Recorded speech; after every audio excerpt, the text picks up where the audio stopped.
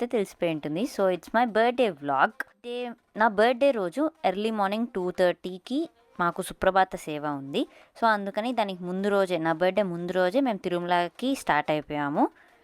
మామూలుగా మా ఇంట్లో ఎవరి బర్త్డేస్కైనా హాలిడేస్ వస్తే మేము బయటకు వెళ్ళిపోతాము, ఏదైనా ట్రిప్కి వెళ్తామన్నమాట. బట్ ఈసారి నాది వీకెండ్ వచ్చింది, అయినా కూడా మేము ఎందుకో కుదరలేదనమాట, ఎక్కడికి వెళ్ళలేదు. సో తిరుపతిలోనే ఉన్నాము. సో తిరుపతిలోనే ఉంటున్నాం కదా, నన్ను తిరుమలకైనా తీసుకెళ్ళండి అని చాలా రోజులుగా అడుగుతూనే ఉన్నానమాట మా ఇంట్లో వాళ్ళని. సో ఫైనలీ నాకు సుప్రభాత సేవ ఉందని చెప్పి సర్ప్రైజ్ చేశారు. నాకైతే చాలా చాలా హ్యాపీ అయిపోయాను నేను.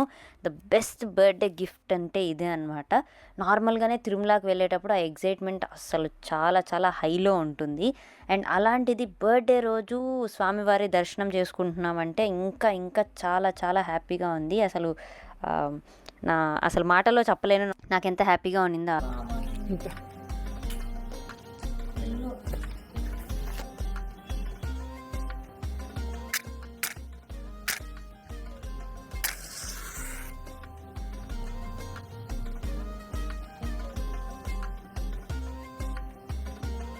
హ్యాపీ బర్త్డే బంగారు. ఓకే, ముందు విష్ చేసుకోవాలి ఫస్ట్.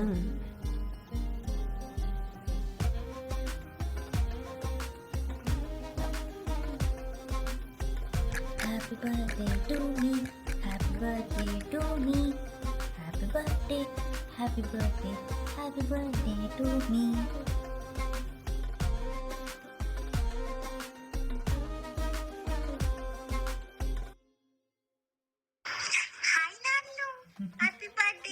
Thank you.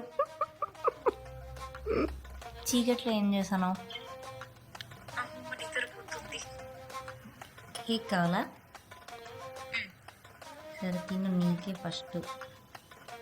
తినలే.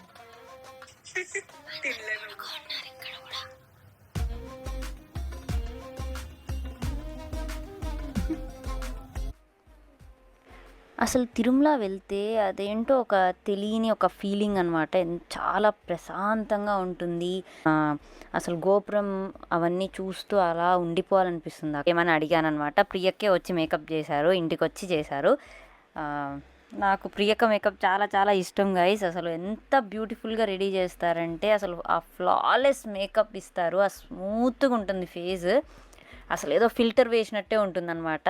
నాకు చాలా ఇష్టం. సో మేము ఎప్పుడు డిఫరెంట్ లుక్స్ ట్రై చేస్తూ ఉంటాము. సో అలా డిఫరెంట్ లుక్స్లో ఇది one of the look.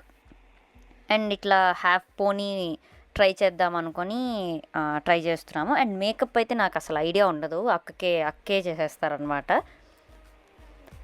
So makeup అంతా అయిపోయిన తర్వాత మేమైతే డిన్నర్ చేయడానికి వెళ్ళిపోయాము.